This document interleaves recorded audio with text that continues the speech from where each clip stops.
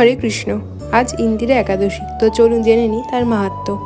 সত্যযুগে মাহিষ্মতি নামে নগরে ইন্দ্রসেন নামে এক রাজা ছিলেন। তিনি সর্বদাই শ্রীহরির সেবা, পূজা এবং ভজনে মত্ত থাকতেন। একদিন দেবর্ষি নারদ তার কাছে এসে উপস্থিত হন এবং তাকে জানান তিনি জমালয়ে ইন্দ্রসেনের পিতার সাথে যোগাযোগ করেছিলেন এবং ইন্দ্রসেনের পিতা জানিয়েছেন যে তিনি এক অপরাধ ভোগের জন্য জমালয়ে রয়েছেন। তাই তার পুত্র ইন্দ্রসেন যেন ইন্দিরা একাদশী পালন করে তাকে সেই জমালয়ের কষ্ট থেকে মুক্ত করেন। এরপর দেবর্ষি নারদের কথা অনুযায়ী রাজা ইন্দ্রসেন সমস্ত আচার পালন করে ইন্দিরা একাদশী পালন করেন এবং সেই ইন্দিরা একাদশীর ফল নিজের পিতাকে দান করেন। এর ফলে তার পিতা জমালয় থেকে মুক্তি পেয়ে বিষ্ণু লোকের প্রাপ্তি ঘটে। এরপর রাজা ইন্দ্রসেন নিষ্কণ্টক রাজত্ব করে অন্তকালে পুত্র হস্তে সমস্ত রাজ্য দিয়ে ভগবত ধাম প্রাপ্ত হয়েছিলেন। এই ইন্দিরা একাদশী মাহাত্ম্য পাঠ, শ্রবণ এবং পালনের জন্য মানুষ সকল পাপ মুক্ত হয়ে বিষ্ণুলোক প্রাপ্ত হয়। হরে কৃষ্ণ।